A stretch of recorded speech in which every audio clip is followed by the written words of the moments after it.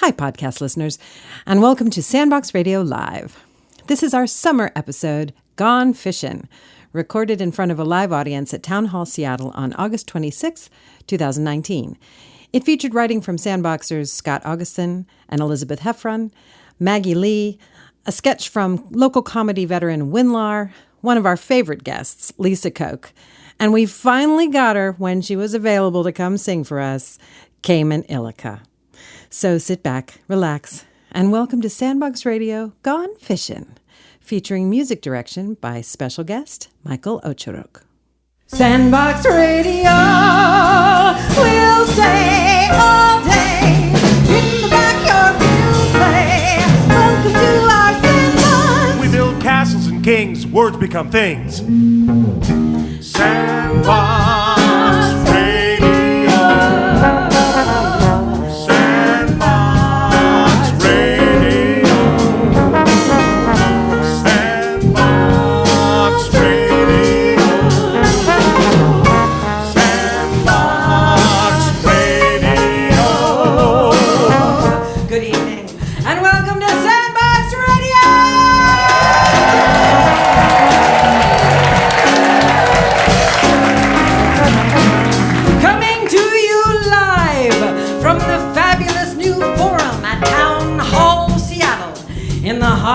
Of downtown Rain City.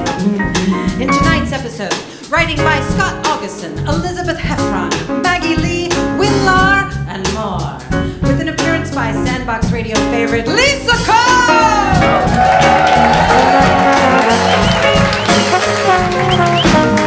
And our very special musical guest, the amazing Cayman Illica. You lucky people! Plus, all your favorite Sandbox Radio players. There they are.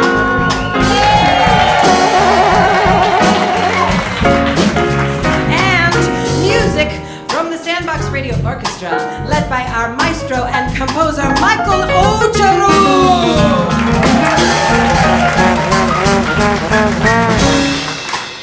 So, sit back and relax as we take you into the world of Sandbox Radio Live. Sandbox Radio.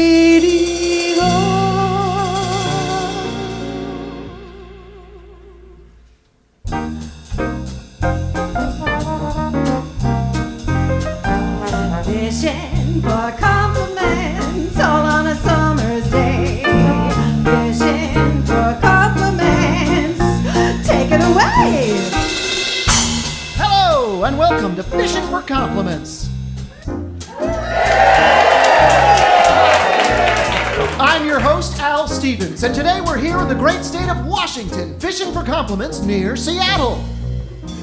My guests today include Mort Sanders, a veteran compliment fisherman of 20 years. Hi, Al. And Vern Thomas, whom you'll recognize as a regular on the show. Howdy. Mort, what kind of bait are you going to be using today? Well, I'm going to be using the good old just bought a new shirt approach. Tried and true. You should have good luck with that. Thanks. And Vern, I understand you're going to try out a brand new lure today. Go ahead and tell the good folks what you're going to be using. Thanks, Al. Well, today I'm going to be fishing for compliments by trolling around speaking poorly of myself in hopes that someone will contradict me. Oh, that sounds great. Oh, I don't know. I doubt I'll have any luck. Oh, nonsense. I bet you catch a ton of compliments today. Oh, thanks. You see? You're getting some action already. I myself will be chumming the waters with, it's my show, and if you ever want to be on it again, you'd better suck up to me royally. I've always had great success with that. You're a fine compliment fisherman, Al. Yes, the best I've ever seen. Thanks, guys. Well, let's get going, shall we? We're burning daylight here. Let's fish for some compliments. So, Vern, do you like my shirt? I just got it. Oh, yes, it's very nice. Oh, a great cast by Mort. He's got a nibble already. You don't think it makes me look fat or goofy? Oh, no, you're hardly fat. No? That's it, Mort. Play with it. You sure it doesn't make me look fat? Mort, come on. You're not fat. You're as thin as the day I met you. Nice. Does it compliment my eyes? Yes, I suppose so. All right now, Mort, haul that sucker in. You know, I take great pride in my appearance. And it pays off, Mort. You're a very attractive man with impeccable fashion sense. That was a heck of a compliment there, Mort. Thanks. Let's get a measurement on it.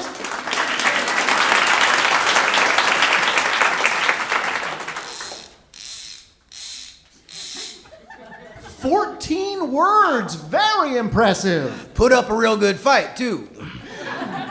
Well, as regular viewers of our show know, it's catch and release only here on Fishing for Compliments, so let's turn that one free.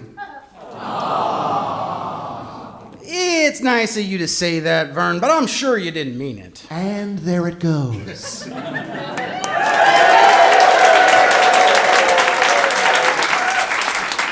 Well, how are you doing over there, Vern? Any bites yet?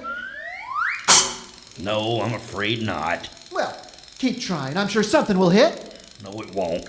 Who am I kidding? I suck at this. Oh, hey, buck up there, little camper. You'll do just fine. Oh, I'm terrible. I must be the worst compliment fisherman in the world. I couldn't catch a compliment if it jumped right up in the boat. Oh, now that simply isn't true. Ooh, got a nibble there. You're just trying to pity me. No, seriously, I mean it. You're good, Vern. You should know that. Stop it. I don't need your pity. That's it. Work it. It's not pity, Vern. You're a damned fine compliment fisherman. You're lying. You don't mean that. Ooh, watch it. Fine. I'm lying then. You do suck. Happy? Oh, gosh darn it. Looks like that one got away. Figures. That was looking like a pretty good compliment, too. Oh, well, I guess that's the sport of it, though. If all compliment fishing were shooting ducks in a barrel, then where's the sport, huh? Exactly right, Al. I mean, some people say that using the "I have my own show" bait isn't sporting. Nonsense. It's great sport the way you fish. You are the quintessential sportsman. And this is the best show around. Am I really that good? Even better. You are the god of compliment fishing shows. You are an incredible sportsman, and your show makes life meaningful for millions of Americans. Oh, that's a beauty of a compliment, Al. 22 words and it practically jumped right into the boat.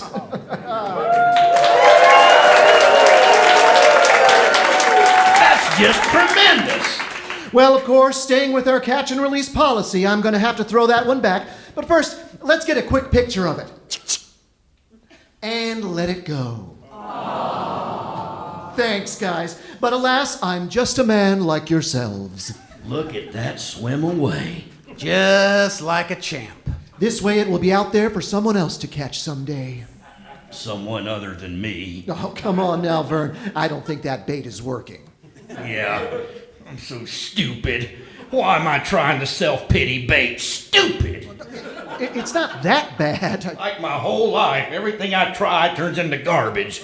My wife left me. I can't hold a job. I can't even catch a lousy compliment. Vern, don't be so hard on yourself. I'm such a pathetic loser.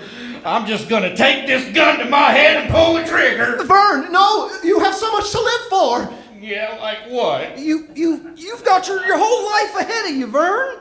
And what kind of life is that? Well, your life is great, Vern. People love you. Oh, I think he got a bite there. Nobody loves me. Well, not true, Vern. Not true. Everyone loves you. I love you.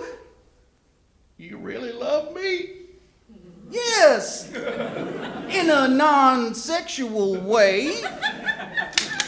No, in a sexual way. A very sexual way. I desire you as all the world's people do. You're a cherub, a god. You have more to live for than any other person who has ever walked the face of the earth. Better get the net.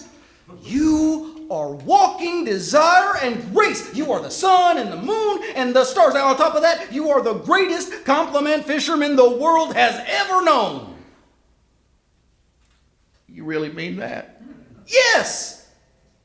Thanks. Oh my goodness! Let's get a measurement here.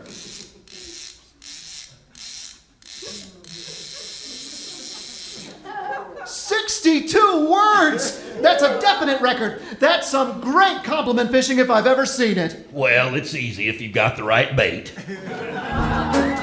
Well, it looks like that's all the time we have for today. Be sure to tune in tomorrow for more Fishing for Compliments with Al Stevens. Until then, this is Al Stevens saying, did you like that show? It wasn't too long, was it? Are you sure? Bye-bye!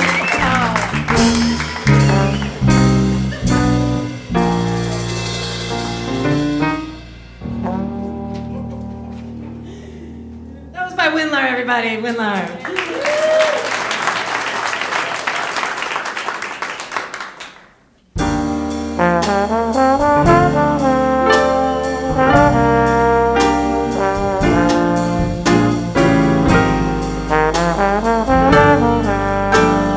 Sandbox Radio.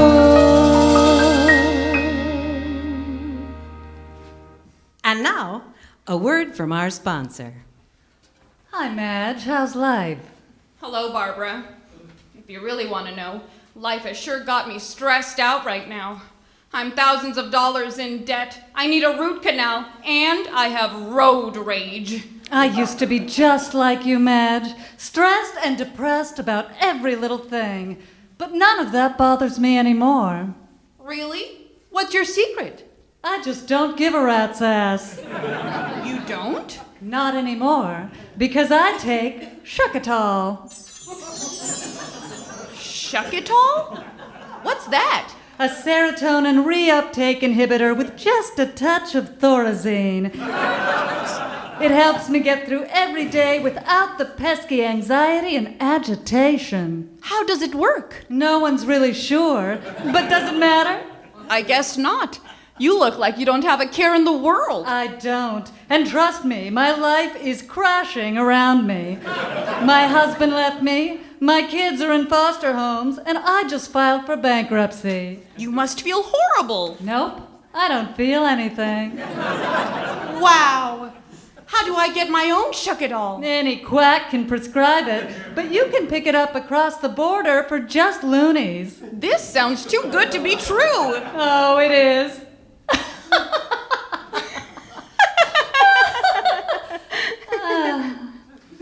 Shuckatol is a product of Shady Pharmaceuticals and is not fully approved by the FDA. This product may cause hypertension, hyperactivity, shortness of breath, insomnia, and irregular heartbeat. Also blindness, vomiting, constipation, and rectal bleeding. May also cause disorientation, apathy, hair loss, loss of appetite, loss of income, and loss of home. Oh, may also cause lung cancer in laboratory rats.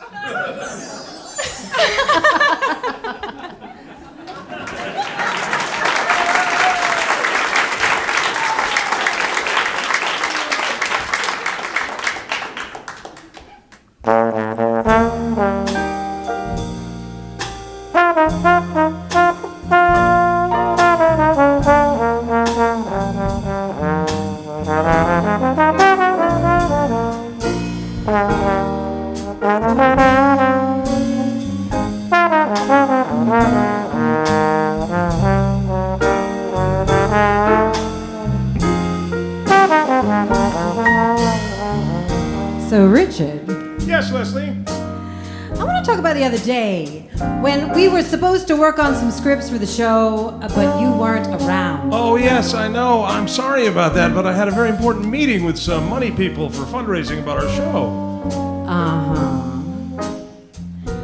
I'll tell you why I can't find you. That's because every time I come home, you've gone fishing. Yeah, well, how do you know? There's a sign upon the door. Uh-huh. Gone fishing. I'm real gone, Leslie. You ain't working anymore. Could be.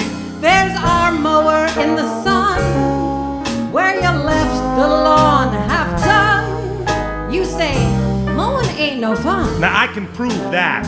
You ain't got no ambition. No. Gone fishing Wabba-da-da, by a wabba-da-da. shady, weighty pool. Shangri-La, Green Lake. Fishin', I could be your kind of fool. Shall I twist your arm? I'll say no more work for mine. Welcome to the club. On my door, I'll hang a sign. What's it say? Gone fishing instead of just fishing. So, baby, Yeah, honey. I got home the other day and you weren't home either.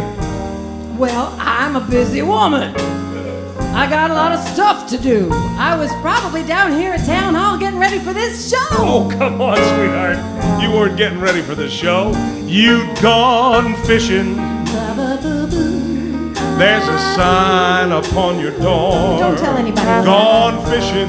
I'm trying to keep it on the down low. You ain't working anymore. I don't have to work. Cows need milking in the barn. got the cats working but on you that. just don't give a darn. They work for You church. just never seem to learn. That's so. You ain't got no ambition. Nope. Gone fishing. Got your kitty by your side. That's Linus. Gone fishing. Fleas are biting his behind. Folks won't find us now because Richard Reed and Leslie Law. We're gone fishing instead of just fishing. Ha-ba-da-dee-da-zoo-ba-da. Oh, yeah.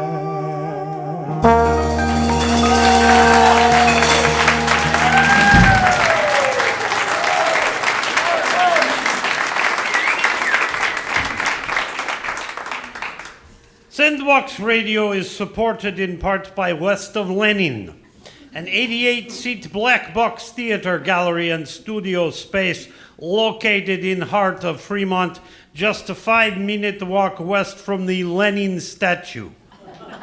Отлично! That's me!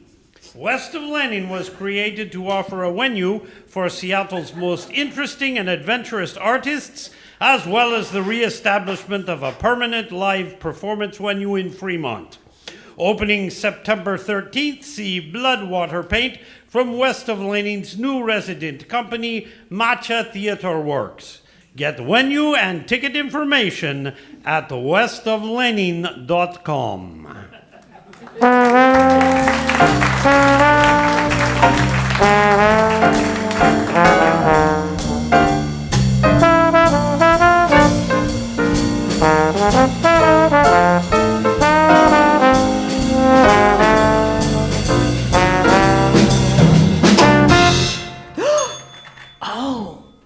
Did you see that Gail Quimbley put up a GoFundMe for a divorce? It's right there on the Facebook. Oh, that's tacky, isn't it? Like the old song goes, anything goes. I had no idea Gail and Stuart were on the proverbial rocks. Oh, yeah. The evidence was right there on Front Street. Oh?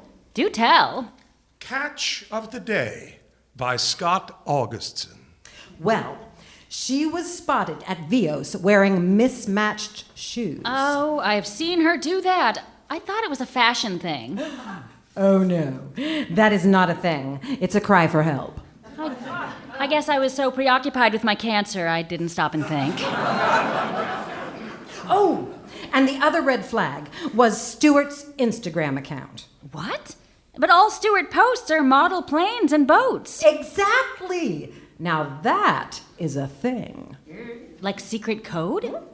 Googly it. Hang on. Beep boop boop. Why do you make that noise? It's my robot noise. It's cute. Okay, search for model boats and planes. Oh, holy shit! Stuart is into this scene? Technically, it's not a scene. It's a subculture. I did not know the human body could do that. You sure this isn't Photoshop? I wish it was Photoshop. Escape. What I wonder is, why men put fishing pictures on their Tinder profile? How do you know what men put on their Tinder profiles? You're a married woman. Oh, honey. I've had one foot out the door for years. If it weren't for Buck's amnesia and my taste for fine Coach leather goods, I'd be gone like the midnight train to Georgia. Let's circle back to men posting fish pictures. Can you show me? Sure. Beep, boop, bop. Please do not mock me to my face. Wait until my back is turned. Okay. Here is Andy from Terre Haute. Hi. Ask him whatever you want, but let me fill you in on his backstory. Andy's wife has been in a coma for 11 years. That poor man. It's okay. She was in a coma when they met. Oh, that does not sound right. Relax. Andy was in a coma too. It's what drew them together. But he's awake now? You can't fish for big mouth when you're in a coma. Hey, Andy, it's Mitzi's friend, Annie June. I'm wearing my hair pulled back and a skirt that goes well below my knees. Hey, Annie June. Nice to finally meet a modest woman. I'm not one of those anything goes kind of guys. Tell me a little about yourself, comrade. Well, I'm a Pisces with mousy brown hair. I'm happily married, but find happiness elusive at best. When I was 7, my parents left me at a dry goods store. No, not dry goods. A Dairy Queen in El Paso, Texas. I've never understood the point of duty-free shopping or why people get so excited about tap dancing. But I wanted to ask you why men post fishing pictures on dating websites. It's because you want to look all butch and manly, and the fish is your penis. Metaphorically. Oh, hey, Mitzi. That's a nice bass you have. The phallic metaphor is a good call, but a bit of a red herring. There's more going on a neo-Jungian level. In fact, that's the first thing about a fish. It invites you to look below the surface. Oh, it's like the Welsh existentialist Llewellyn B. Lewis said, when the brown trout fights the river, nobody wins that battle. Beautiful. Probably loses something in translation.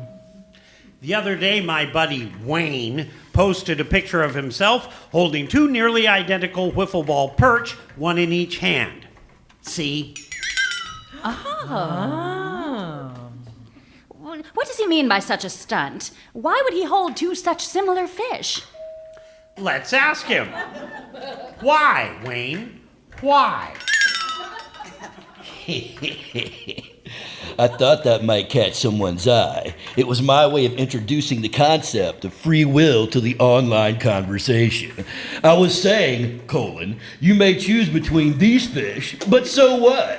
One fish is just like the other. There's just not plenty of fish in the sea. There's plenty of the same fish in the sea. Stop agonizing over opinions that aren't really opinions. Just choose the closest fish. That is a weird opening line. You think that's weird? Take a look at Fred's flounder. Oh. What's so weird about my flounder? It's a pun. Puns get a bad rap. Puns are an amazing clue to how we store words in our brains. I wanted to put people at ease. We're all just floundering, and it's okay. Let's flounder together. Why not talk about Carl's carp? Carl here, gonna tell you about my carp. Carp are an extremely invasive species here in North America, and that is the awful, terrible, relentless nature of life. It finds and tramples all that is pristine in this fragile world. If nature has a beauty, it is a cruel and messy beauty. That's what my carp says. Overrun me, invade my unsuspecting waters, make me your new territory. We are certainly being schooled today.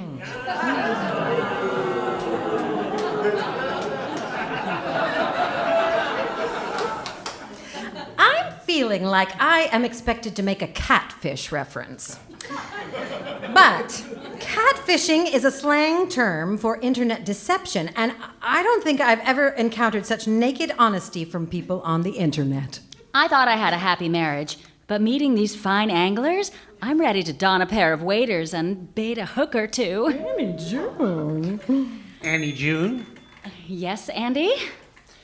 I'm not just a creek and stream fella. I've done deep water.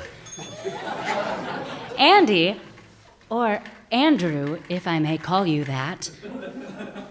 Can you hold the phone a minute? I would wait a lonely lifetime for you.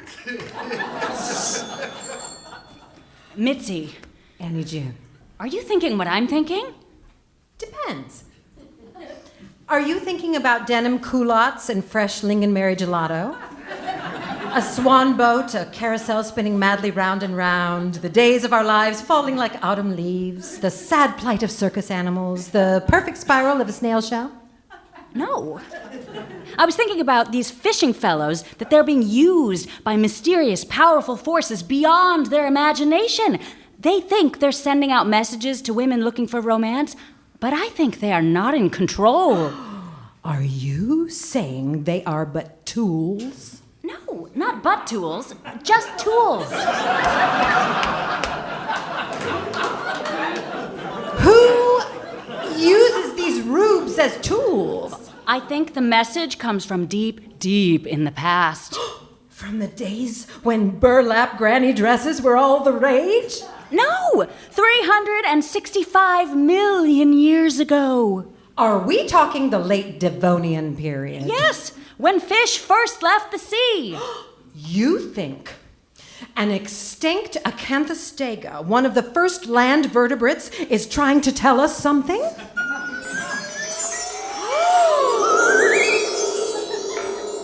And what's so weird about that? An acanthostega! In the flesh. Well, not the flesh, in the fossil. Is that a thing? You've been sending a message to all the single ladies. All the single ladies, yes, I have been. Am I right that you might be receptive to a little shout out from the depths of prehistory? Lay it on us, sister.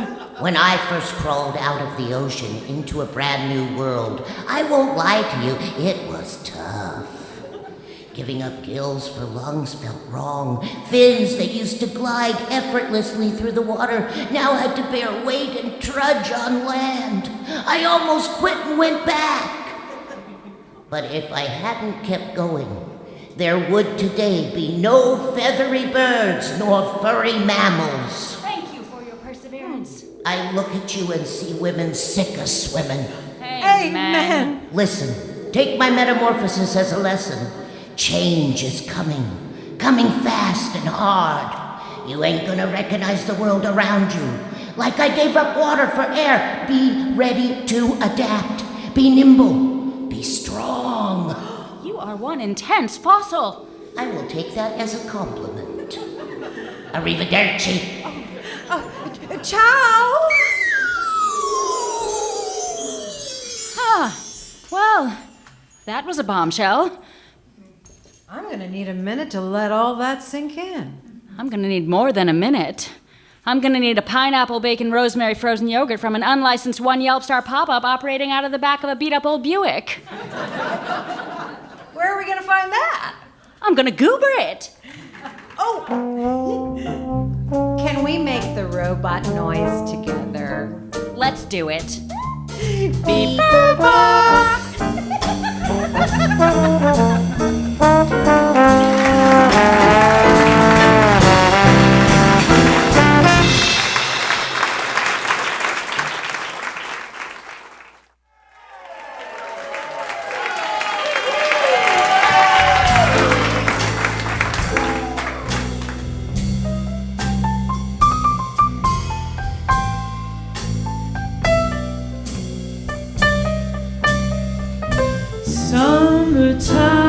Summertime, and the living is easy. Fish are jumping, and the cotton is high.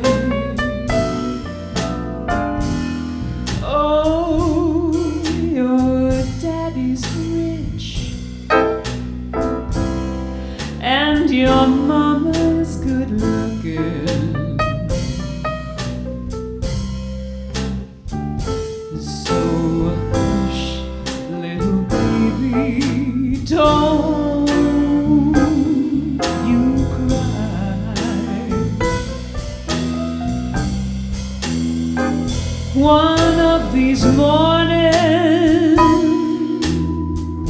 you're gonna rise up singing. Then you'll spread your wings and you'll take to the sky. But till that morning, there's nothing can harm you.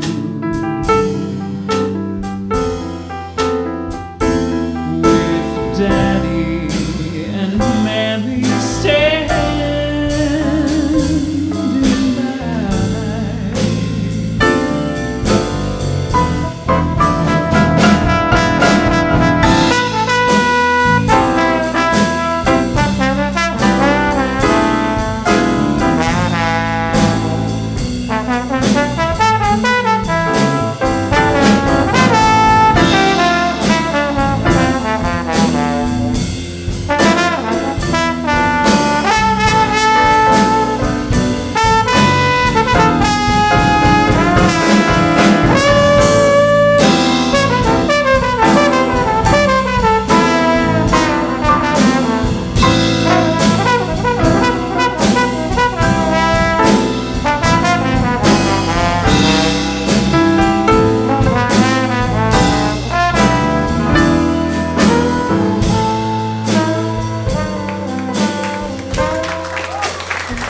One of these mornings, you're gonna rise up singing. Then you spread your wings and you'll take to the sky. But till that morning, there's nothing can harm you.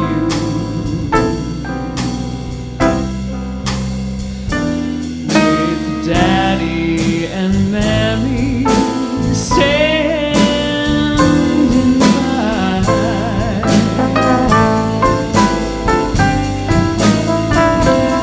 With Daddy and Mammy standing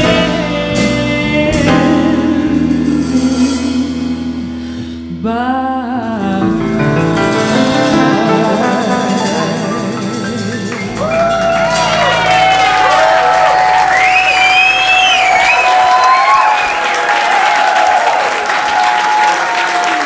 Damon Illica, everybody, one more time. Woo! That was the Sandbox Radio Orchestra. That was Dave Marriott on the trombone.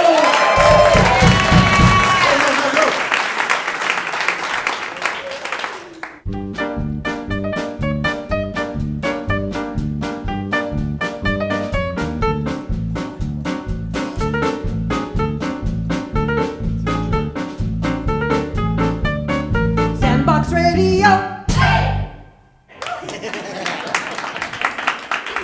And now a word from our sponsor.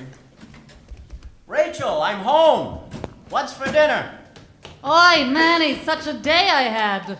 I wish we could go out to a nice dinner, but there are no kosher restaurants for miles. Wait a minute, Rachel. I got a coupon in my pocket for a new place around the corner. It's affordable, comfortable, and kosher. Sounds great. What is this place? Shlomo's Sushi Shtetl. Sushi? What, are you my sugar? That's unclean. No, Rabbi Chaim Tagasaki is on hand to give the blessing to Chef Ben Benihana. I don't know, it's raw fish. What do you want, bait? Shlomo cooks it. I'll get my purse. Shlomo's Sushi Shtetl. Open every day but Shabbos and High Holy Days. So come on in for California gefilte fish roll and sauerkraut nigiri. Shlomo's Sushi Shtetl. Domo arigato. Oi, that's good sushi.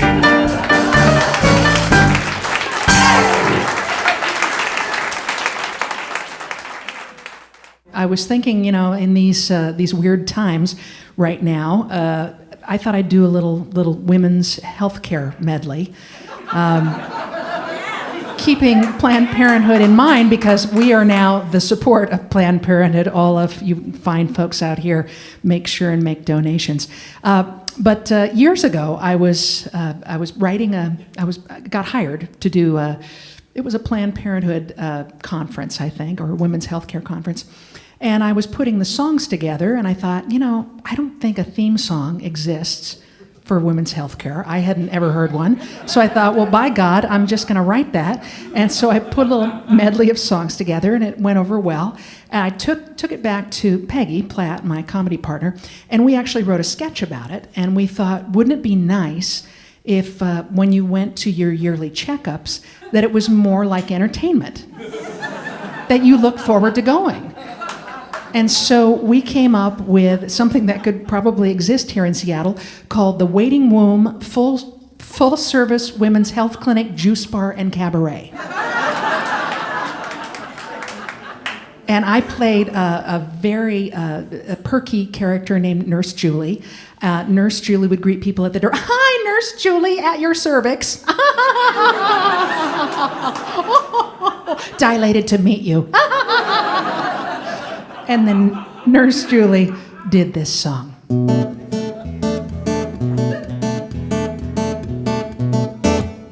Hey, little girl, put your feet in the stirrups. Time for that yearly exam. Hey, little girl, slam your jugs in a car door. That's called a mammogram. For wives and lovers need checkups too. Once a year, pin a cup and poopy doo. 'Cause I love you. Bring it down. I gave my breasts a checkup without no clothes. I did it in the shower upon my toes. I searched for lumps and bumps in a monthly pose. I gave my breasts a checkup. I touch and go. Here's an old favorite.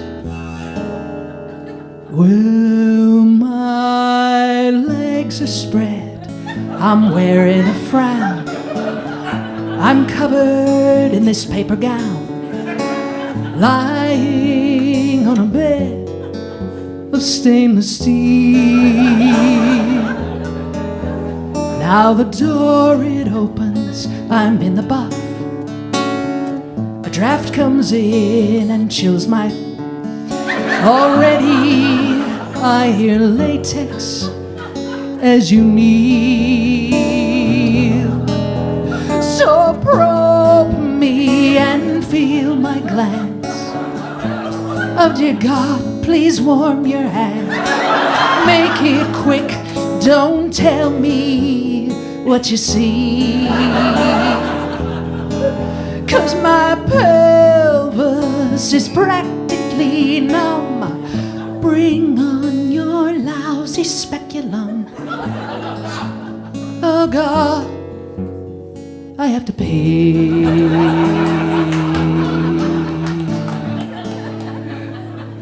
Guys, you doing okay? Everybody all right? One more. M is for the way you're mashing me. A is a cup size that I long to be. Is the sound I make when you're crushing me between those plates. And oh, is what I yell when my nips get flat as a dollar bill. Now, a mammogram, we do it once a year. If you're over 40, whip off your brassiere. Hey, for the love of Pete, put your melons on that cookie sheet. Now, a mammogram for me and a breast exam for me and a Hooter slam for me and you.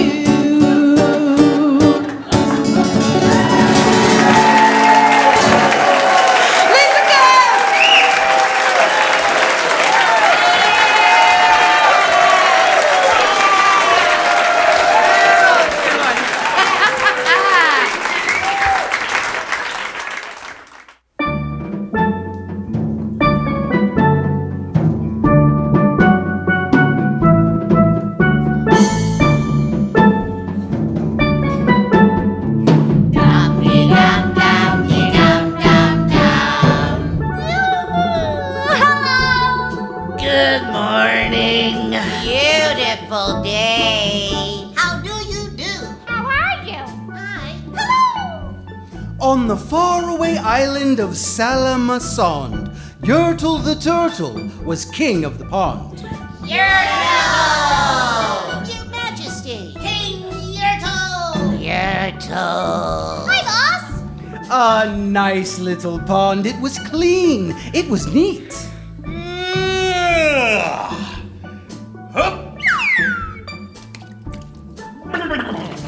Everybody in! The water was warm. There was plenty to eat. The turtles had everything turtles might need. And they were all happy, quite happy indeed. They were... Until Yertle, the king of them all, decided the kingdom he ruled was too small. I'm ruler, said Yertle, of all that I see, but I don't see enough. That's the trouble with me. With this stone for a throne, I look down on my pond, but I cannot look down on the places beyond. This throne that I sit on is too low down. It ought to be higher, he said with a frown. If I could sit high, how much greater I'd be. What a king! I'd be ruler of all that I see. So, Yertle, the Turtle King, lifted his hand, and Yertle, the Turtle King, gave a command. He ordered 9 turtles to swim to his stone, and using these turtles, he built a new throne. He made each turtle stand on another one's back. Hey, watch out!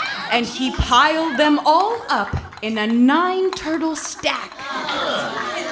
And then Yertle climbed up.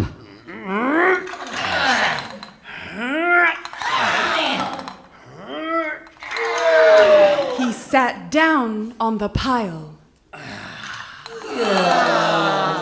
What a wonderful view! He could see most a mile. Oh, mine! Yertle cried. Oh, the things I now rule! I'm the king of a cow! I'm the king of a mule! Yay! I'm the king of a house! And what's more beyond that, I'm the king of a blueberry bush and a cat! Yay, Yertle! I'm Yertle the turtle, oh marvelous me, for I am the ruler of all that I see. And all through the morning he sat up there high, saying over and over, What a great king am I! Until along about noon, then he heard a faint sigh. What's that? Snapped the king as he looked down the stack, and he saw at the bottom a turtle named Mac. Just a part of his throne, and this plain little turtle looked up and he said, Beg your pardon, King Yertle. I've pains in my back and my shoulders and knees. How long must we stand here, your majesty, please? Silence! The king of the turtles barked back. I'm king, and you're only a turtle named, Mac. You stay in your place while I sit here and rule. I'm the king of a cow. I'm the king of a mule. I'm the king of a house and a bush and a cat. But that isn't all.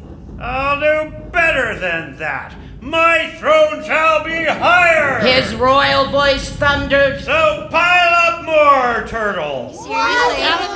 I want about 200. Turtles! More turtles! He bellowed and brayed, and the turtles way down in the pond were afraid. They trembled. They shook.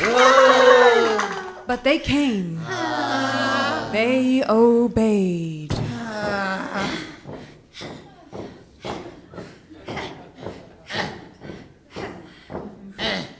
From all over the pond, they came swimming by dozens, whole families of turtles with uncles and cousins, and all of them stepped on the head of poor Mac. Oh! Ow! Ooh! Yeah. One after another, they climbed up the stack. Then Yertle the turtle was perched up so high he could see 40 miles from his throne in the sky. Hooray! Shouted Yertle. I'm the king of the trees! I'm the king of the birds! And I'm king of the bees! I'm king of the butterflies! King of the air! Ah, me with a throne! What a wonderful chair! I'm Yertle the turtle, a marvelous me, for I am the ruler of all that I see.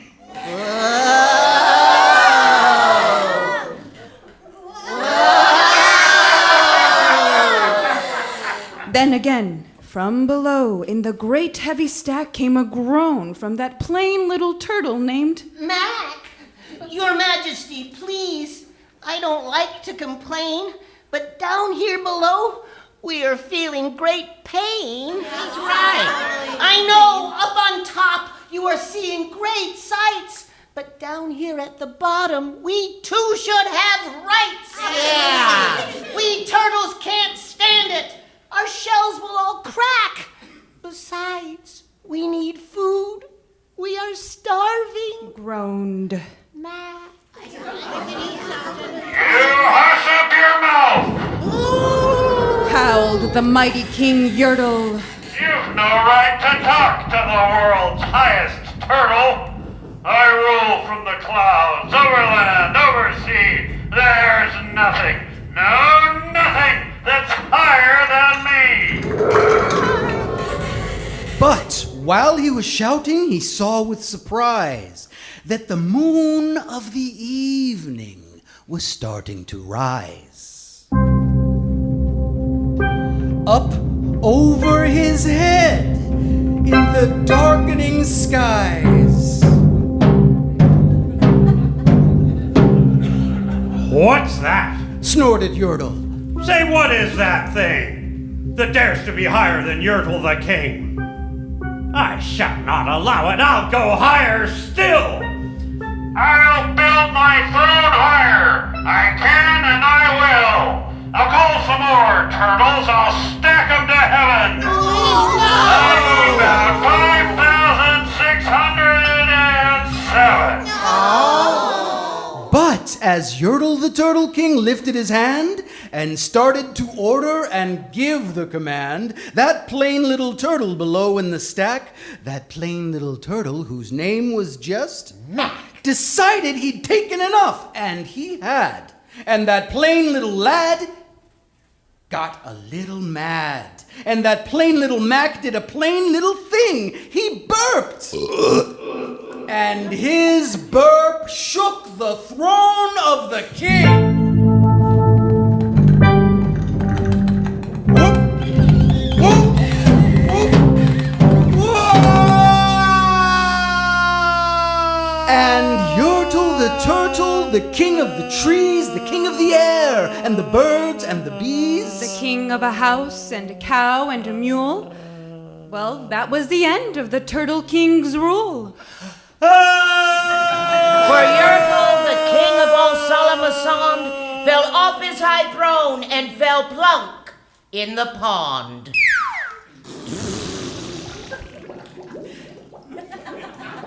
And today, the great Yertle, that marvelous he, is king of the mud. That is all he can see. And the turtles, of course, all the turtles are free. Yay! As turtles and maybe all creatures should be. Dum-dee-dum-dum-dee-dum-dum-dum.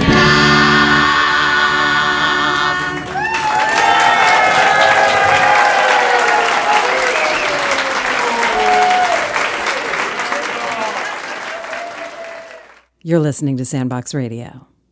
Subscribe to this podcast in iTunes, Stitcher, or your favorite podcatcher so you never miss an episode. If you're in the Seattle area, please join us back here at Town Hall on Sunday, October 13th for everyone's favorite show of the year, the Halloween episode. Sandbox Radio Witch Hunt will feature the return of our original music director, Jose Juicy Gonzalez. Additional music from the fabulous Ed Key and Teresa Holmes. A poem from Damon Arundel. And of course, the Sandbox Radio players performing tons of deliciously spooky sound effects. Tickets on sale now at brownpapertickets.com. Now, back to Gone Fishin'.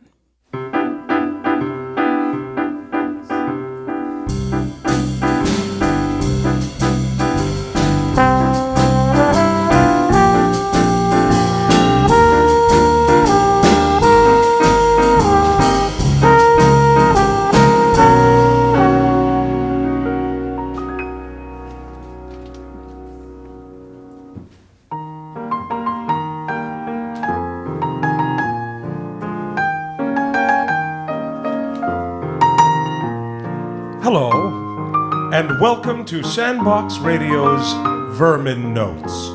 The program dedicated to revealing the delightfully vile world around you. On today's program, we'll be talking about the backyard chicken.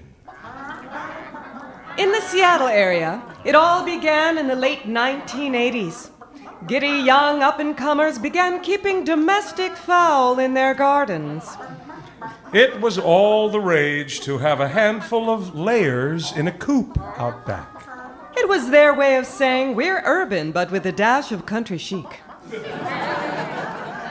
We brought the barnyard to Ballard. But then, as the beautiful, witty, fashionable couples entered their mid-30s, they began, as nature intended, to divorce at an alarming rate. And nobody wanted custody of the feather babies.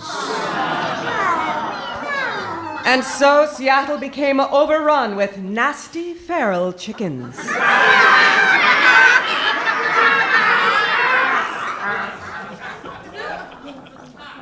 A street chicken loves to make her nest of human hair. She'll pluck you bald if she finds you sleeping. Keep those windows closed at night. Urban chickens are usually infested with wriggling wingworm. You'll never stop itching if you touch one. Due to their diet of discarded oily rags and quinoa salad, their eggs are tremendously toxic. Eating just one will cause complete organ failure, resulting in a slow, agonizing death. Bok bok? Come on, what normal animal says bok bok? But as infectious and violent as a chicken can be, their real danger is not physical, but psychological. A chicken's most devastating power is that she knows your weakness. Let's watch some chickens in action. Hey, Sharon. Stay back, chicken. I've got pepper spray and I'm not afraid to use it. Wow, Sharon. Looks like you never quite got over the fact that your parents liked your sister better than they liked you. That is not true. Okay, I'll take your word for it. It's just that Chrissy had the asthma. Mm-hmm. It was medical. Oh. They needed to spend more time with her. Sure. Taking her to the doctor was more important than my swim meets. Whatever. It's not that they loved her more.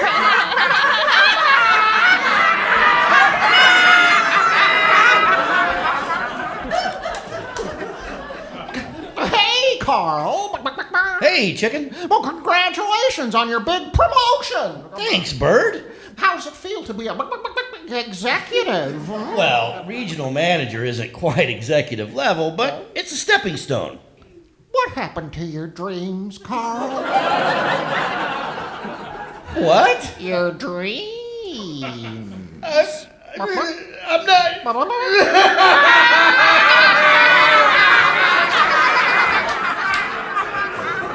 Hey, Lindsay. You're wasting your time, chicken. See, I know I'm a loser. More than a loser, a big fuck-up. I'm dull, I'm abrasive, I'm morose. I'll probably die alone. I have stared into the abyss, chicken. I doubt you could make it worse. Well, Lindsay, I guess it's time for Plan B. What? A chainsaw? Well, that makes no sense.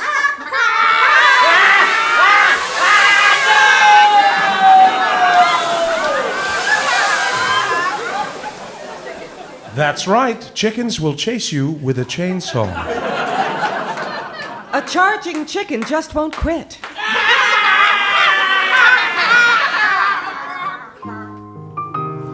Until next time, this has been Sandbox Radio's Vermin Notes. The show that focuses on the filthy creatures who share our world.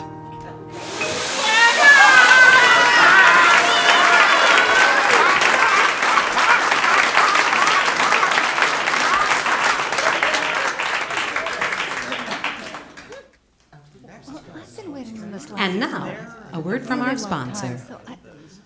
I don't think you can just come back on the bathroom. Excuse me.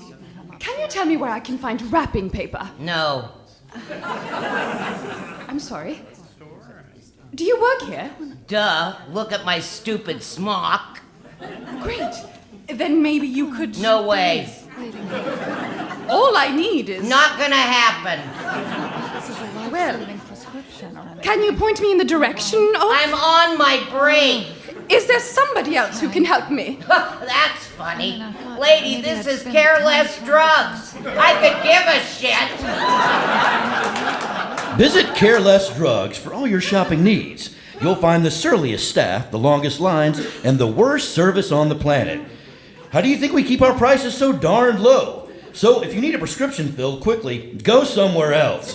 But if you want something cheap and you're willing to give up an afternoon, come to Careless Drug. Or don't. Because frankly, we could care less.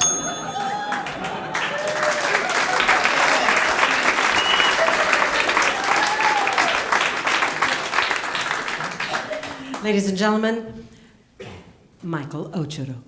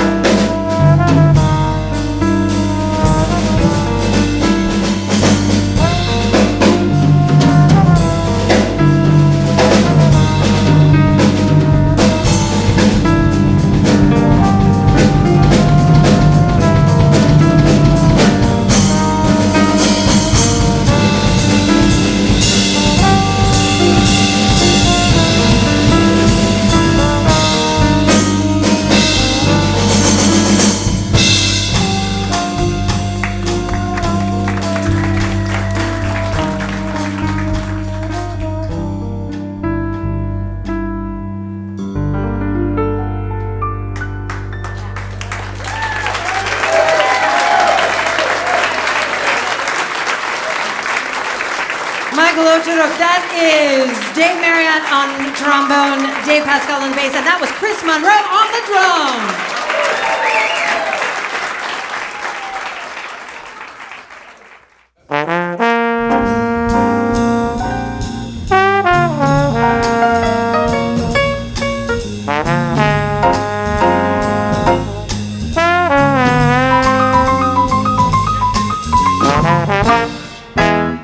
Buzz, Bait, and Bobbers by Elizabeth Heffron.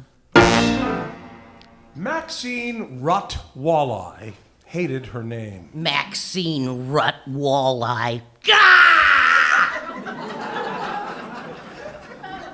The man who had given her the walleye part was long since gone. Donald A. Walleye, expert on suction devices and top salesperson for the Suck It Up Corporation. Here's my card. You may need it someday. A secretly married Mormon bigamist, Donald had come clean one morning while Maxine was serving him kippers and eggs. She hadn't meant to get kippers. She'd gone to the store for the Jimmy Deans and she wasn't paying attention. These aren't sausages. What the hell are these little buggers? Oh well. Something about the foreign and oily smell of those sizzling kippers triggered in Donald Walleye a powerful remembrance of snipe and God's wrath and a childhood game that he'd played back in Provo that was just a teeny bit nasty. What's that smell? Some kind of mini fish I bought by mistake. You want your eggs scrambled? What the hell's the matter? They're just weird little fish. Then, into a convulsing and pathetic avalanche of confession, Donald tumbled. I married Maxine. I know you are, dumb shit. 5 years now. No, I was already married when we got married. What? Over those kippers and eggs, Donald revealed that he had a true wife and 8 handsome Mormon children, who, as it turns out, were rising Disney child stars. They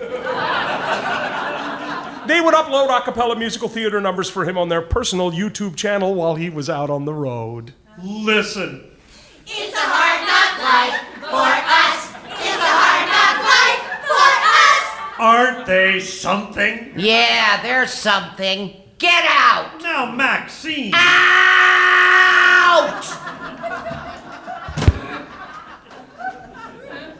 Although it had been 3 years since Donald Walleye folded up his Mormon underwear and slunk out of her life,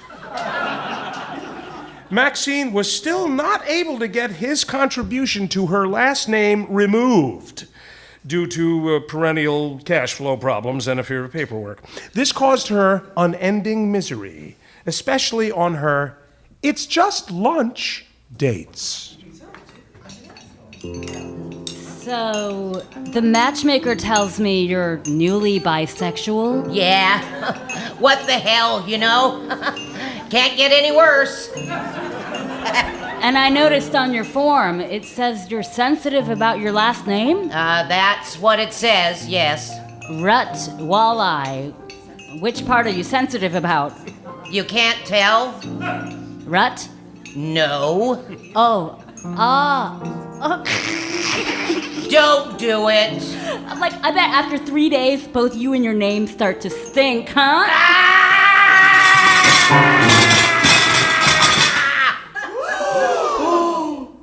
Whoa. And on a follow-up date with this same individual. Well, I'm surprised you called me. Look, the way you threw that table was dangerous, but very stimulating. What do you want, Gina? I want to apologize, okay? Set things straight. We're not dating. Oh, no, I know. But I wanted to give you this. What is that? It's a fishing pole. In that moment, Maxine knew she had encountered her heart. Her real partner. The tall drink of water she'd been waiting for all her life. A fishing pole. It's a present. I felt bad about that joke. I know what it's like to be saddled with something embarrassing. I'm double jointed. You are? Yes, I am. But you won't be experiencing any of that awesomeness because we're not dating. Oh. I just wanted to give you the pole. What am I supposed to do with it? It's not that hard. You'll think of something.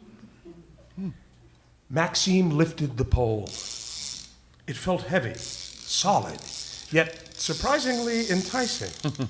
She unlocked the reel and tentatively cast out towards the waiter in tan espadrilles, lifting a shrimp burrito right off his serving tray. Awesome. Thanks, Gina. You're welcome. Figured you might as well lean into your name situation, right? Don't throw the table! Don't throw the table! But Maxine did throw the table.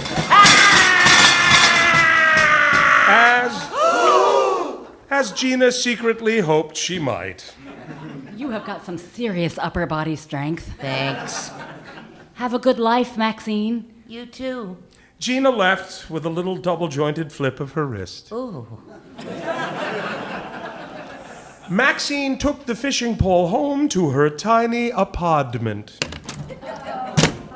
She studied the miracle of design and all its components. Pen Battle 2, spinning rod and reel. She Googled her pole. Robust full metal fishing reel combined with an ultra-responsive rod gives you a potent combination of strength and sensitivity. Each component carefully crafted to help you land your catch. Ooh, nice. I'm in. And Maxine was in. Once she picked up that pole, it never left her side. She practiced day and night, placing a rubber ducky in her toilet, and then moving as far back as she could and casting out. She loved casting. She loved the whole idea of casting, sending a tendril out into the world on a wild hope and seeing what you reeled back in. After several tries,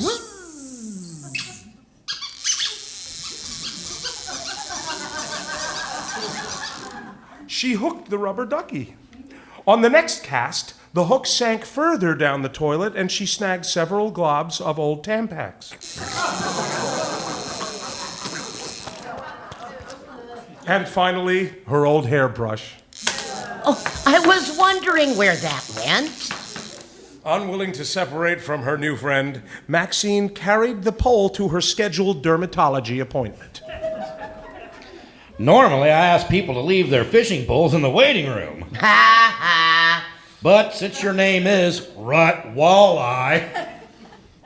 As all the tables in the doctor's office were secured to the floor, Maxine was not able to throw a table. So she waited, and while the doctor was checking her back for any remaining signs of psoriasis, Maxine quietly snagged a prescription pad and an excellent pair of reading glasses. Next stop, Westlake Station. On the light rail... That's one massive fishing pole you got there. Thank you. Spider wire superline. Braided with no monofilament backing? Yep. Wish I had a pole like that. I'll bet you do. Hey, let me see you snag that kid's backpack. Hey, lady! Sweet. It was when Maxine and her pole showed up at her customer service job that life's oppositional forces began to cast their own weight. City Light, Complaints and General Suggestions Department. How can I help you?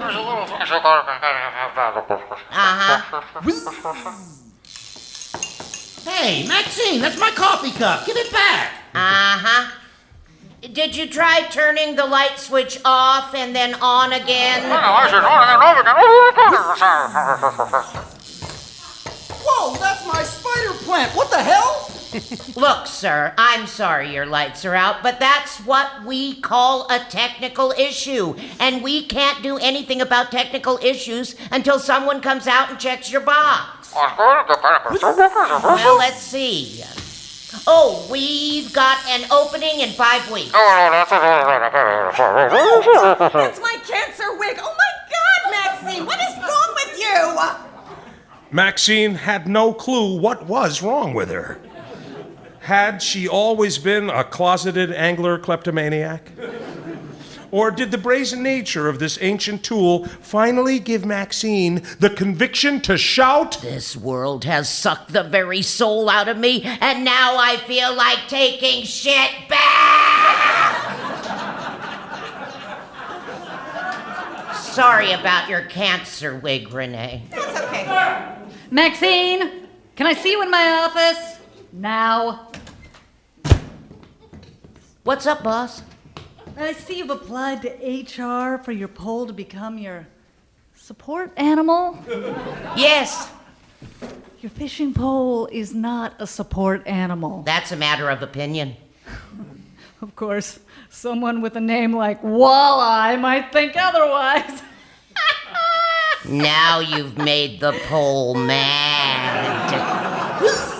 As Maxine and her pole cast friskily about her boss's office, picking up Post-its and scissors and bottles of Aleve and flinging them out the window. Hey, stop there right now! Who should burst into the supervisor's inner sanctum but Donald A. Walleye and his 8 Mormon children. You're never fully dressed without a smile. And his true wife. Hi, I'm Trudy. Donald, what are you doing here? Your girlfriend Gina found me on the purple web. What's the purple web? The Mormon version of the dark web. She's not my girlfriend. Well, whatever. She convinced me that I needed to suck it up and help you free yourself from your hyphenated existence. Look, if all you walleyes are not out of my office in 30 seconds, I'm calling security. Maxine, put the iPad down. Thus, with the help of her bigamist ex-husband, his 8 handsome Mormon children, Tomorrow. and his true wife, Hi, I'm Trudy. Maxine Rutt Walleye once again became Maxine Rutt. Maxine Rutt.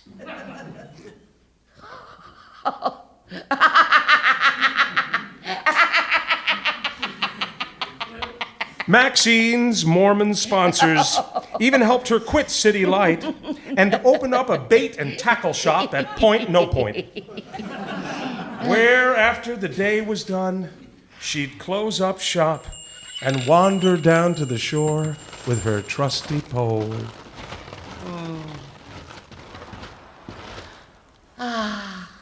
Hi. Hey, What are you using for bait? I'm partial to kippers. How have you been, Maxine? Good. Are you a rut now? I am. Thanks for that, Gina. No problem.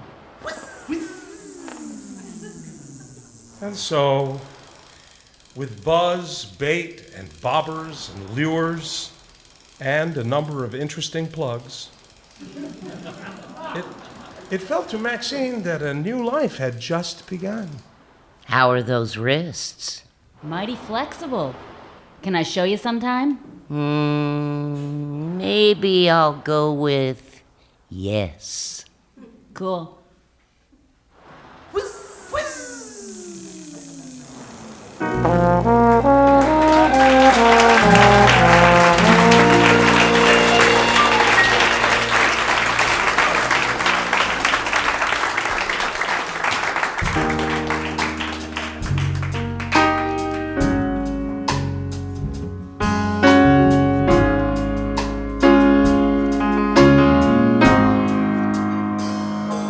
You're listening to Sandbox Radio. And now, a word from our sponsor.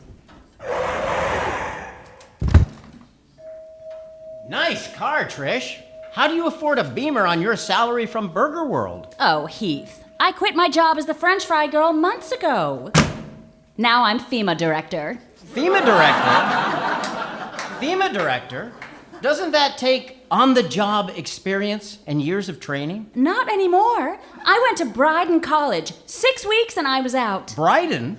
Isn't that the place I got my useless massage therapy degree? No, this is their new school. Bryden School of Bureaucracy and Cronyism.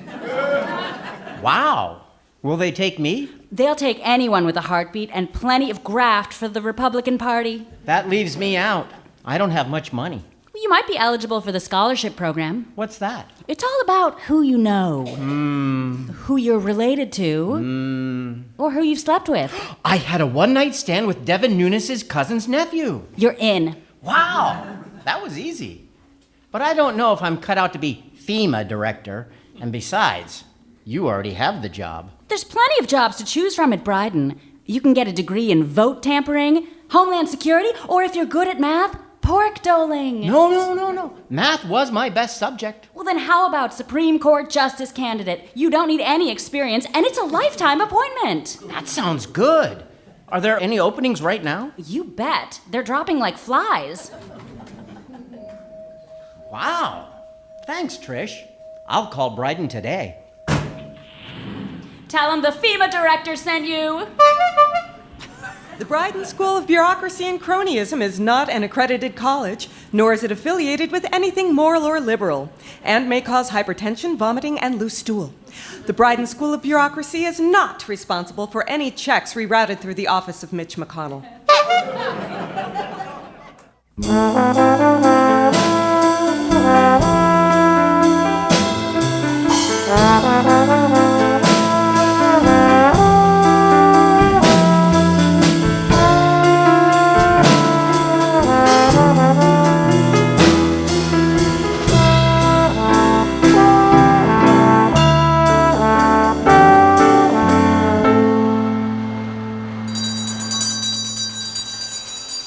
Prepare to submerge! Mr. O'Shaughnessy, take us to 400 feet! Diving, sir! Mission log for the steam submarine Hiroshima. Day 28. Captain Issa Angel in command. Still no discovery of either wreckage or survivors from the missing SS Selkie, led by my dear sister, Captain Rylene Angel, on their foolhardy hunt for that legendary Leviathan, the Crimson Dread.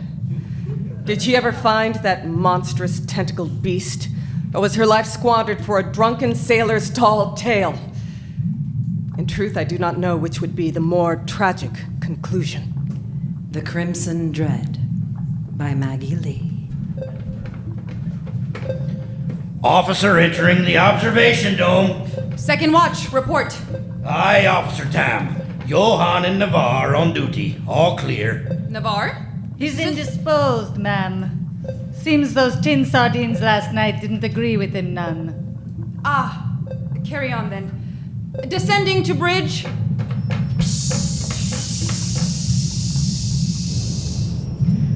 Second watch has reported to the observational dome. Mr. Wilcox? Aye, heard. Sounds like I'll be skipping the fish course this evening. Indeed. How's our position? We've hit the southern edge of the search area again. Shall we be heading back round for another pass, do you reckon? To be perfectly frank, it wouldn't grieve me much to give up this mad goose chase and head back to port. I can't disagree with you, Mr. Wilcox. But it's up to Captain Angel to make that call. Let's hold position until we get our orders. Engine room! Rear propulsion to 0, front propulsion 30%. Aye, rear jets out. Firing front jets. I said 30%, O'Shaughnessy, not ram into a damn brick wall. Sorry, sir. The control levers have been a mite touchy as of late. I think there's salt coming up the main gear shaft again. I don't care if it's the gear shaft or your own thick butterfingers. Keep jolting us around like that, and your head'll be going on my touchy. You hear me? Yes, sir. Crusty old windbag.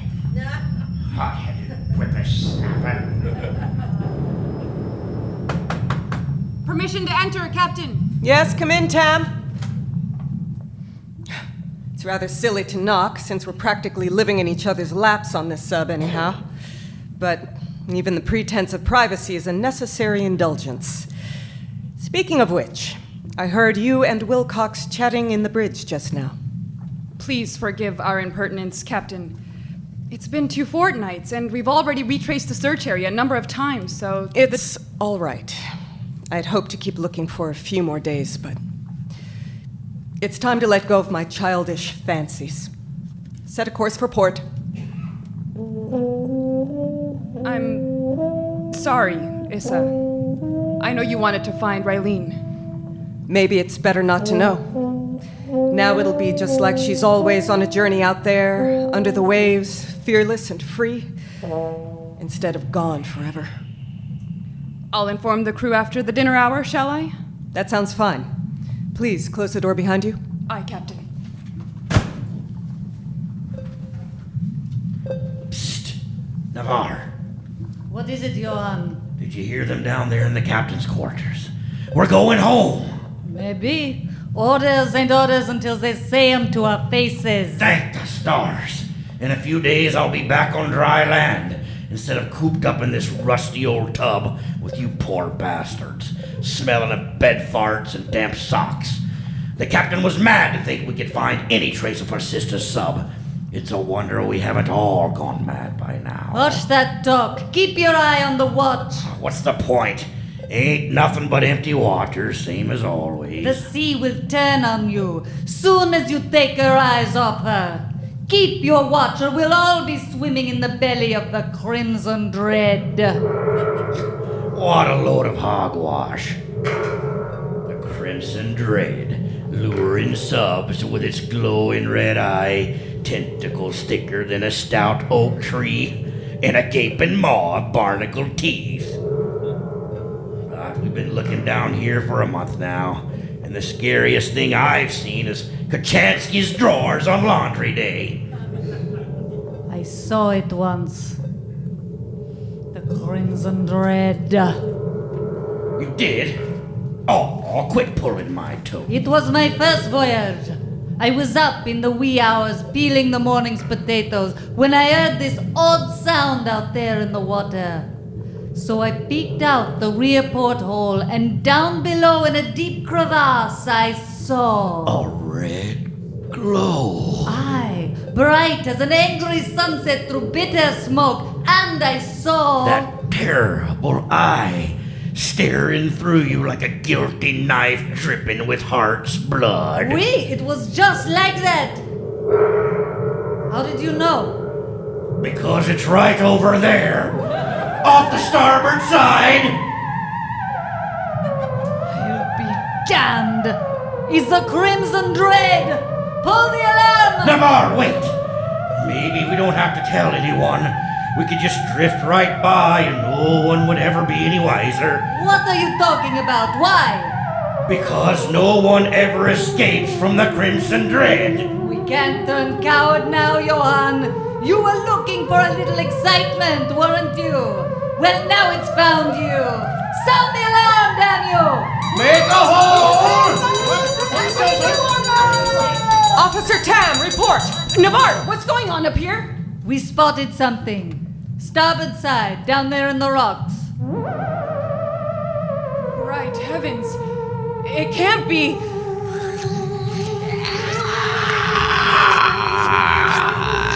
After all this time, the Crimson Dread.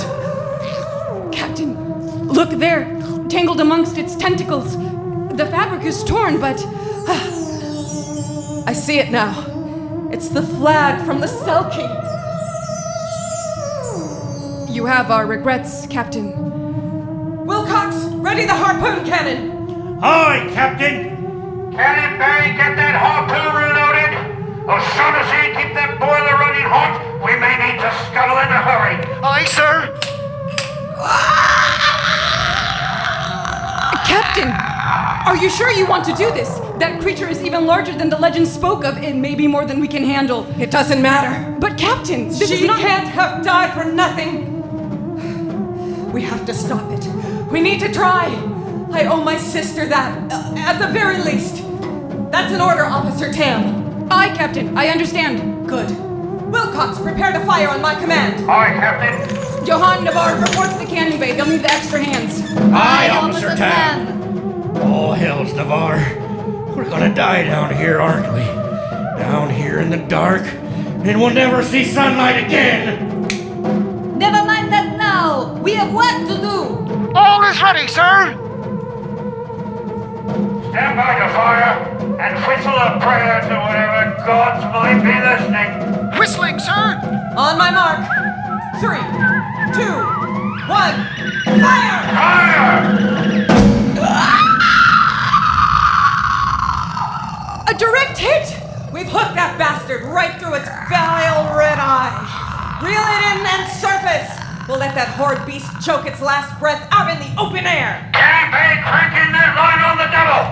Shaughnessy, hit those engines full speed and blow up those ballast tanks. Aye, sir. Surfacing. What's happening? Why are we pulling backward? The creature's too big. It's dragging us into the deep. This is bad. Damnation, no Shaughnessy, is that all the juice you've got? Aye, sir. It's on full speed.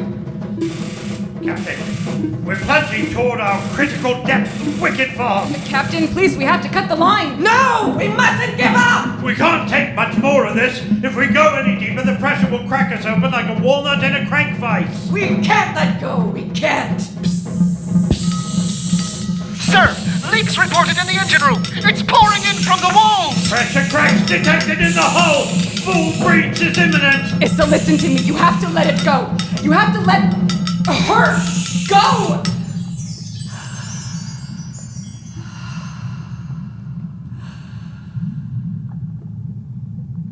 Cut the line, Wilcox. Aye. Cut that damn line, cannon bay now!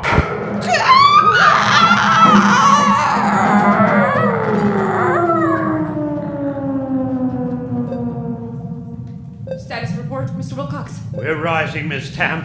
We'll be back at safe depth in a few moments. What's it looking like in there, O'Shaughnessy? The fella's got a quick patch on the leaks. We might need some help bailing out, but we're stable. Get some of those poor bastards from the cannon bay to help you out if they're still standing. Good work, whippersnapper. Thank you, sir. And you as well.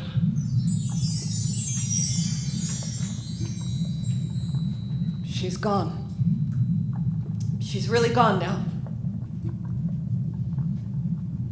Captain? I'm so sorry, Tam.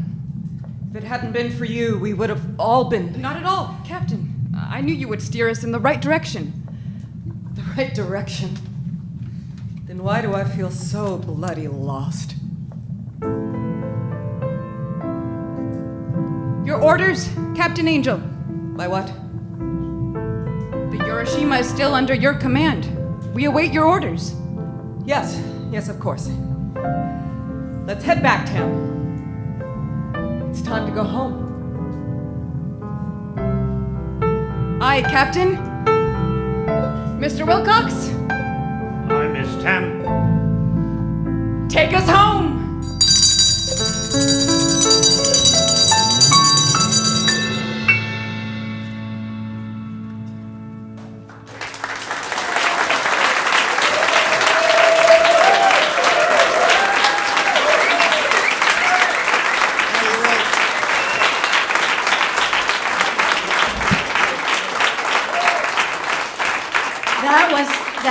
That was by the amazing, I can't believe has never written for us before, Maggie Lee in the house.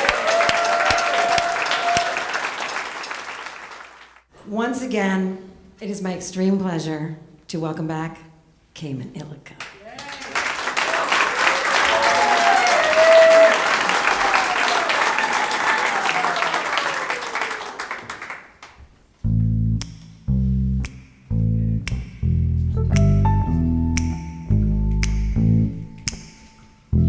Never know how much I love you. Never know how much I care. When you put your arms around me, I get a fever that's so hard to bear. You give me fever. When you kiss me, fever when you hold me tight.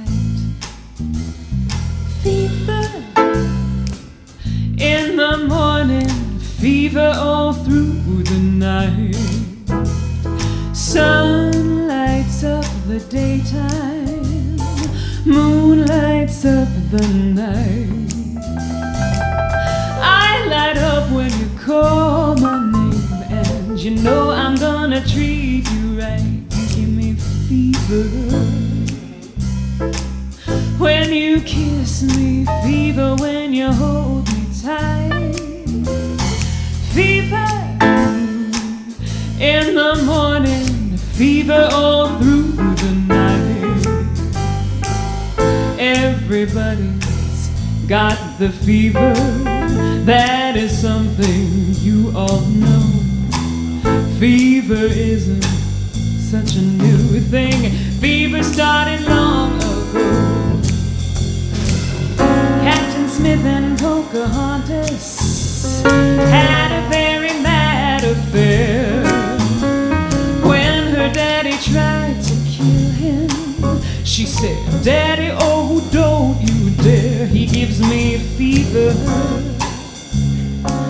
with his kisses, fever when he holds me tight. Fever, I'm his missus. Dad, you better treat him right. Now you've listened to my story. Here's the point that I have made. Chicks were born to give you fever, be it Fahrenheit or centigrade. They give you fever when they kiss you. Fever if you live, you learn. Fever till you sizzle. What a lovely way to burn. What a lovely way to burn. What a lovely way to burn. What a lovely way to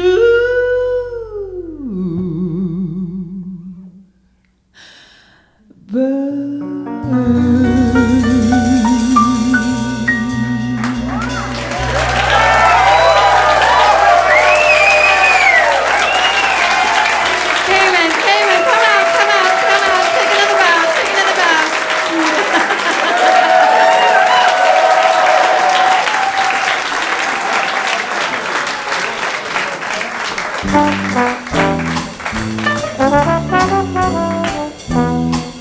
It's really been swell. It's really been great just to be with you on our sandbox date. Oh, say it ain't true. Oh, say it ain't so. That the show is done and it's time to go. Well, that's our show for tonight.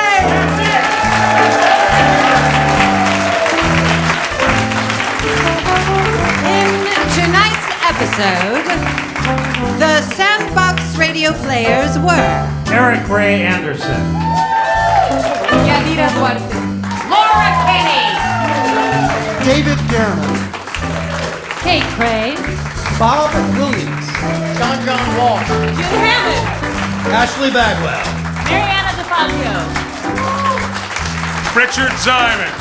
and I'm your host for Sandbox Radio, Leslie Long.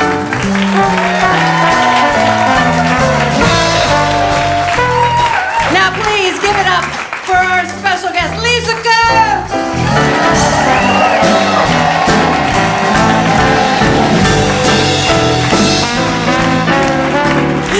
And the divine Cayman Illico!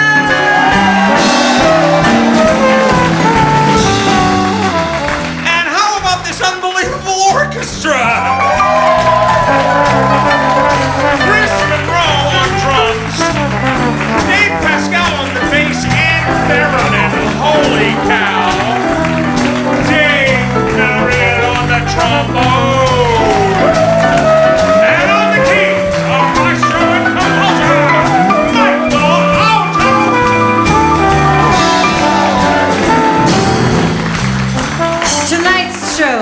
written by Scott Augustin, Elizabeth Heffron, Maggie Lee Winlar, Lisa Koch, and Peggy Platt, and Dr. Seuss. We want to thank Town Hall, as always, for being our home. It's so great to be here! Special thanks to Shane, Ashley, Shirley, and most especially to our dear friend and champion, Ware Harmon. We love you! Our stage managers were Susie Butler and Lizzie Burton. And the show was mixed by Luke Carewald and recorded by Brian Moynihan. So we are going to bring out some lyric cards. Because now's the time in the show when we really love for you to sing along. I think you picked up the tune. Ready? Here we go.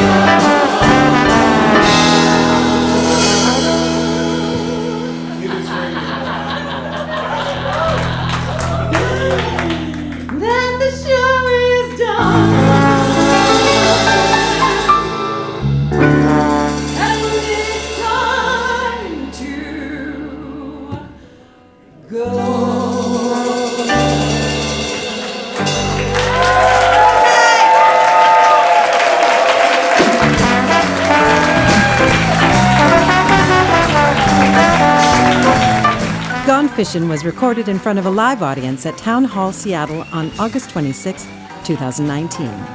The live show was sound engineered by Luke Carewald, recorded by Brian Moynihan, and this podcast was mixed by Dave Pascal. Like what you hear? Subscribe to the podcast of our show in your favorite podcatcher and leave a review to help others find us. You can also ask Alexa to play Sandbox Radio Live on TuneIn and stream full episodes, find artist credits, live show information, and learn how to become a sustaining donor of Sandbox Radio at sandboxradio.org. I'm your host, Leslie Law, and on behalf of co-producer Richard Ziman and all of us here at Sandbox Radio, thanks for listening.